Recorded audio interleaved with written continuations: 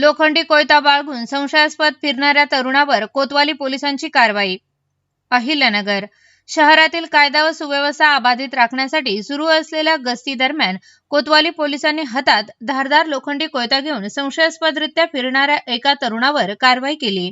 त्याच्याकडून लोखंडी कोयता जप्त करण्यात आला असून त्याच्या विरुद्ध भारतीय हत्यार कायद्यान्वये गुन्हा दाखल करण्यात आला आहे. कोतवाली पोलीस स्टेशनच्या गुन्हे शोध पथकाचे पोलीस उपनिरीक्षक प्रवीण पाटील व पथकातील अधिकारी कर्मचारी हद्दीत पेट्रोलिंग करत असताना पोलीस निरीक्षक संभाजी गायकवाड यांनी दूरध्वनीद्वारे माहिती दिली की माळीवाडा वेस येथील कपिलेश्वर पान शॉपजवळ एक इसम हातात कोयता घेऊन फिरत आहे. त्यानुसार पथकाने तातडीने घटनास्थळी धाव घेतली.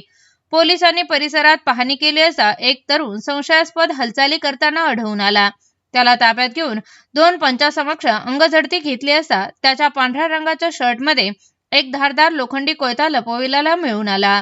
चौकशीत त्याने आपले नाव रोहन संतोष सातपुते असे सांगितले. या प्रकरणी पोलीस कॉन्स्टेबल सचिन लोळगे यांनी दिलेल्या फिर्यादीवरून कोतवाली पोलीस ठाण्यात आरोपी विरुद्ध भारतीय हत्यार कायदा कलम 425 अन्वये गुन्हा दाखल करण्यात आला असून पुढील तपास सुरू आहे. कोतवाली पोलिसांनी शहरात सुरू ठेवलेल्या नियमित गस्त आणि संशयित व्यक्तीवरील कारवाईमुळे कायदा व सुव्यवस्था राखण्यास मदत होत असल्याचे पोलिसांकडून सांगण्यात आले.